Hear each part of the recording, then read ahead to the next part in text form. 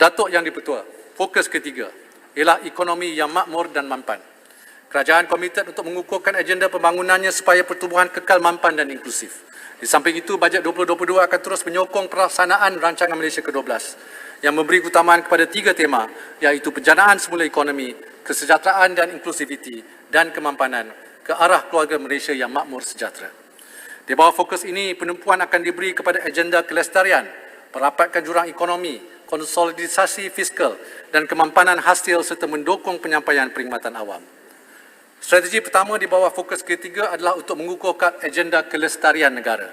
Kita komited untuk memenuhi matlamat pembangunan mampan atau SDG dan penggumbalan bajet tahunan sudah mula dijajarkan kepada 17 SDG.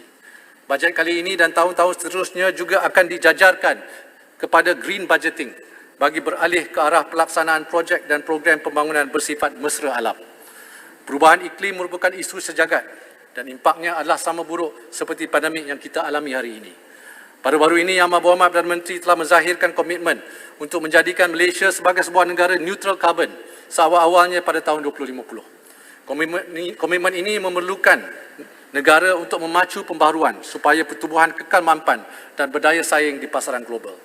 Bagi memenuhi sasaran neutral carbon, inisiatif Voluntary Carbon Market akan dilancarkan di bawah kendalian Bursa Malaysia.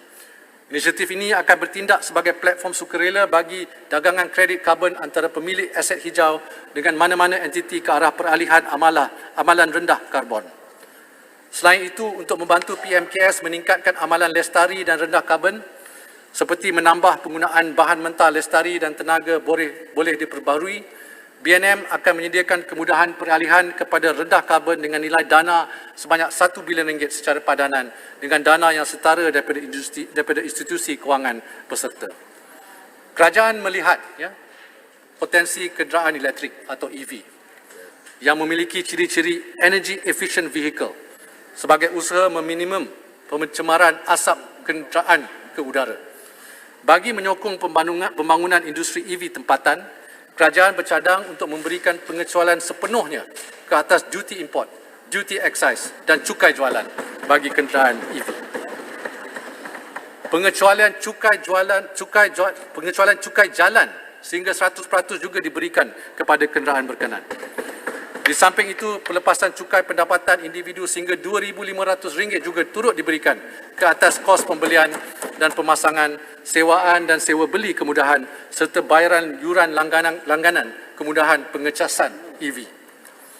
Datuk Yang di-Pertua, keindahan alam semula jadi dan kepelbagaian biodiversiti negara merupakan khazanah yang tidak ternilai harganya. Bagi tahun 2022, kerajaan menyediakan RM450 juta kepada pelbagai kementerian untuk melaksanakan beberapa inisiatif, antaranya seperti berikut. Pertama, projek pemeliharaan alam seperti Penang Hill Biosphere Reserve dan Tasik Chini Reserve serta projek pemeliharaan alam menangani hakisan pantai di Pantai Merdeka di Kedah dan mengatasi banjir di Melaka. Kedua, program memperkasa pelibatan komuniti tempatan, veteran tentera dan orang asli seperti suku Jahai sebagai pengawal biodiversiti kawasan hutan dengan pertambahan pengambilan peronda sehingga 1,000 orang. Ketiga, pemberian bantuan bagi kos operasi zoo, usaha meningkatkan pembiakan harimau Malaya dan pelaksanaan program Frozen Zoo untuk memelihara kelangsungan spesies terancam.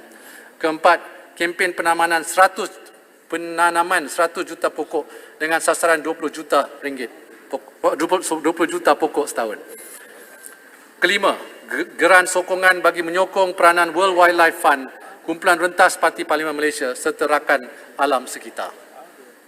Bagi menerapkan pelaksanaan Ecological Fiscal Transfer atau EFT, bagi memelihara biodiversiti, peruntukan EFT berjumlah RM70 juta akan disediakan setiap tahun bagi semua negeri dan mekanisme pelaksanaannya diperkukuh melalui kriteria ekologi berasaskan keberhasilan.